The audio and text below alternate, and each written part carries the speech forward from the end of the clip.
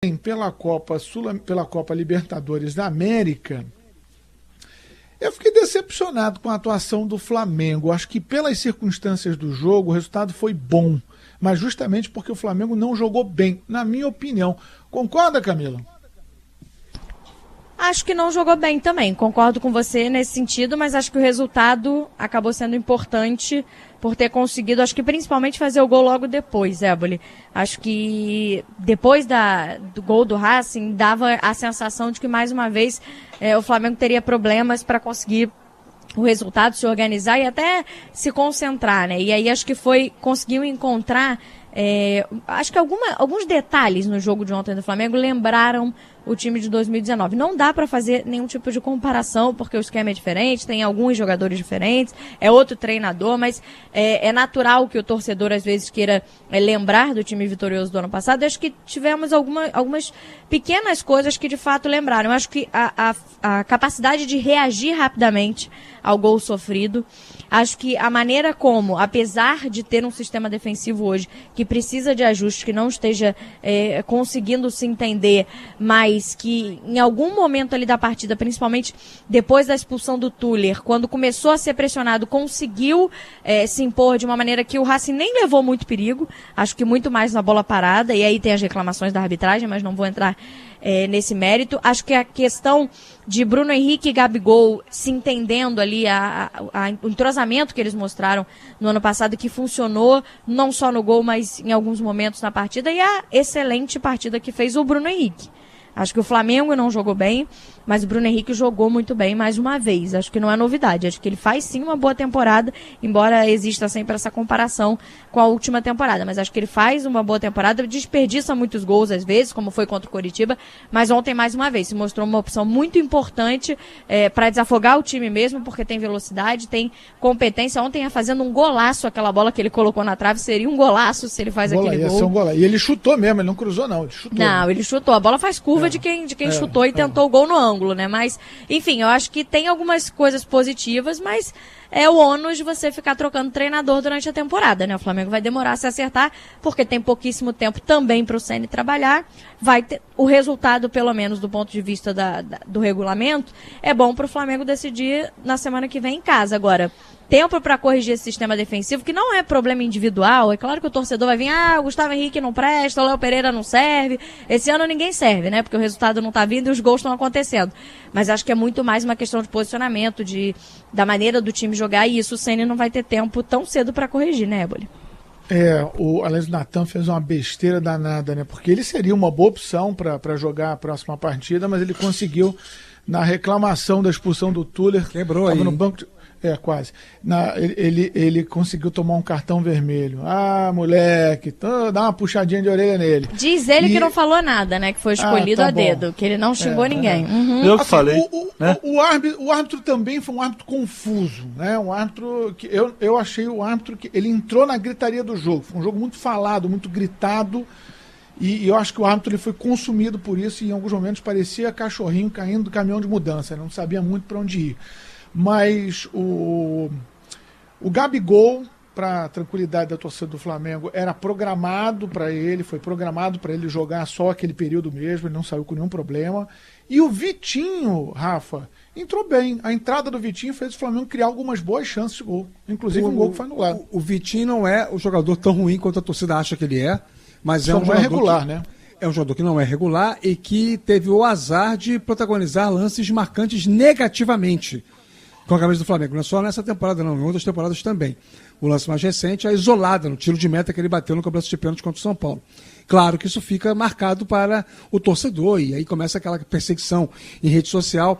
O Vitinho seria um jogador titular em seguramente 80% dos times que disputam a Série A do Campeonato Brasileiro. Falo isso sem medo de errar. Nos 3 do Rio, não tem a menor dúvida. Vasco, Fluminense e Botafogo, bota o Vitinho, ele escolhe o lado que ele joga, enfim, não tem esses 3 times jogador de lado com a característica e os recursos que o Vitinho tem. No Flamengo ele é reserva porque tem melhores do que ele, mas isso não o torna um jogador desprezível horrível, longe disso, é apenas realmente, como você bem pontuou, um jogador irregular.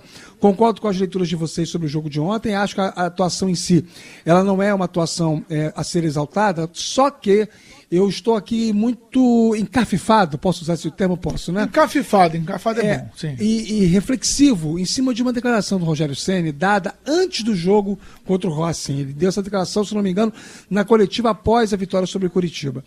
Que ele conhece a Libertadores e ele sabe que a Libertadores tem exigências que os campeonatos nacionais não têm. E aí, Copa do Brasil e Campeonato Brasileiro.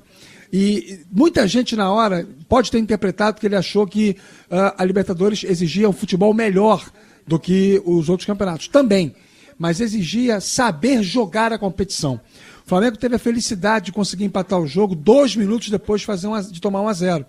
Isso mudou a tônica do jogo, porque quando o Racing faz 1-0, o que o BKSS faz automaticamente, em vez de recuar suas linhas, o técnico do Racing? Ele pressiona a saída de bola, ele tenta se prevalecer de estar vencendo o jogo para, no suposto abalo psicológico do Flamengo de ter sofrido o gol, fazer logo o segundo. E aí depois, se isso acontecesse, aí sim, seria aquele ferrolho com 10 jogadores atrás da linha da bola. Mas aí, 2 minutos depois do Fertoli fazer 1-0, o Bruno Henrique fez aquela jogada, serviu o Gabigol, que empatou 1-1. E aí o jogo passa a ficar à feição do Flamengo, porque como tem na Libertadores o gol qualificado, o empate fora de casa com gols é muito ruim para o time mandante. E o Racing sabia disso. E aí começou a atacar, realmente a arbitragem foi muito confusa. Não consigo dizer que prejudicou mais o Flamengo ou mais o Racing. Acho que prejudicou os dois times. O Racing pode discutir um dos lances de gol anulado. O Flamengo pode discutir as 2 expulsões. Acho até que foi bem expulso o Tuller. Não sei o que aconteceu envolvendo o Natan, não dá para saber, né? Você não teria anulado o gol? O primeiro o gol do VAR. Do VAR na falta em cima do Everton Ribeiro. O primeiro eu te falo com toda certeza que o ângulo que eu vi a jogada, que foi aquele ângulo mais aproximado, o Everton aproveita a chegada do jogador adversário e se projeta para frente. Eu achei isso, mas é interpretativo. E o árbitro achou que houve a falta, anulou o gol. Mas o Racing tem direito de questionar esse gol, de reclamar esse gol. Foi um lance com revisão do VAR, né? O árbitro marcou a falta e aí o VAR confirmou a marcação de campo, né? E só participou do VAR porque a jogada em si deu origem a um gol. Senão o VAR não teria nem participado. Exatamente. Então, acho que o Flamengo, de fato, ontem não foi. Mas assim vai ser o Flamengo da Libertadores nos jogos fora de casa, tá? Eu estou muito convicto disso, com base no que o time jogou e com base no que o Rogério falou. Ele, para os jogos de Libertadores, como visitante, vai montar um Flamengo de acordo com o cenário. Vitão, para você, houve falta ou não houve falta nesse lance? No momento da jogada, para mim, eu falei, não foi absolutamente nada, é um absurdo marcar essa falta. Depois, realmente dá para ver a mão do Almena, que está na jogada com o Everton, né? Dá para ver realmente um braço ali nas costas do Everton Ribeiro, mas para mim eu continuo achando que não foi falta. Ele se aproveitou, como o Rafa disse, da chegada do Mena, da presença do Mena ali, do braço dele. Ele chegou sem o tempo de bola, meio que passando direto e cavou a falta. É um lance discutível. Eu acredito que seja discutível, mas para mim não houve falta nessa jogada, não. Camila, daria falta ou não? Não daria, Éboli, mas entendo que tenha marcado, porque, de novo, são lances interpretativos. E aí depende de como você vê a imagem, quanto você acha que afeta ou não. Eu acho que não teve força suficiente ali, que é muito mais uma forçação do que, de fato, a falta. Mas também entendo que tenha marcado. Não acho que seja um erro absurdo, porque acho que é interpretação, e não acho uma interpretação absurda ter dado a falta, não. Bem, o Flamengo vai ter uma semana agora, né, para se preparar para essa próxima partida contra o Racing, na próxima terça-feira. E aí vamos ver se vai ter o Isla. O Isla sentiu o músculo no aquecimento dentro de campo. Aí o Rogério Ceni improvisou o René. E não sei se vai ter condição ainda. Por que o René? De lateral direito? Disse que o René, talvez pela experiência, já tinha feito algumas partidas recentes naquela posição. Sim, fez. E que o Mateuzinho é mais ofensivo, né? Deu essa declaração também. Isso, que o René seria mais para segurar a parte defensiva. Achei que o René foi bem no primeiro tempo e mal no segundo tempo. E saiu, inclusive, bem cansado. Bem mal. Saiu mal e cansado. Vamos falar dos outros dois resultados de brasileiros. Santos 2-1, fora de casa contra a LDU, uma vitória maiúscula. E um empate do Atlético Paranaense contra